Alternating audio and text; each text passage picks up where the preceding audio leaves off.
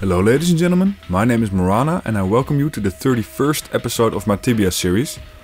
In this episode we are going to take a look at Earth Elementals and Night Stalkers spawn in Liberty Bay from the perspective of a knight. I was trying to hunt worms, which didn't really work out for me as I wasted way too many potions on a single worm, so I started to explore the rest of the mountain and I stumbled across this spot, which turned out to be pretty nice in the end. It's really rather basic. It's a roundly shaped spawn which can be accessed from Liberty Bay in a matter of 2 minutes. There's a gate of expertise which locks anything below level 60, but then again I don't think you should be hunting here below level 60 in the first place. The spawn is filled with Earth Elementals and Night Stalkers. Night Stalkers can be a bit annoying with their life drain attacks, which are just close attacks, not a beam, so there's no way of standing diagonal to avoid it or anything. Also, they can go invisible, which requires you to use an AoE attack like Berserk to force them to reappear. They can also change forms, so if you're not paying attention, it might jump scare you and makes you think for a split second that you took a wrong turn or something and now you have entered the Grim Reaper spawn. Other than that, they're rather easy. Their melee attack is pretty weak and they're naturally a bit weak to physical damage. They will be your main source of income, as basic drops from Earth Elementals won't be enough to cover the costs. Night Stalkers have a pretty fancy loot table, but the chances of actually looting something nice are rather slim. Your profit is mainly dependent on your loot log. Earth Elementals, however, are very strong to physical damage, which is why I would advise you to look for some elemental type of damage output, preferring fire, as they are pretty weak to that. This is why I enchanted my heroic axe with a small enchanted ruby, so a part of my damage output turns into elemental damage. The other problem with Earth Elementals is dealing with multiple at once. When you're fighting one, you can quite easily dodge their frontal poison beam, saving you the hassle to use an antidote. But if you're fighting multiple at once, it becomes that much harder, and you're bound to get heavily poisoned. A thing you have to consider is whether you're going to try to avoid damage from Night Stalkers or from the Earth Elementals.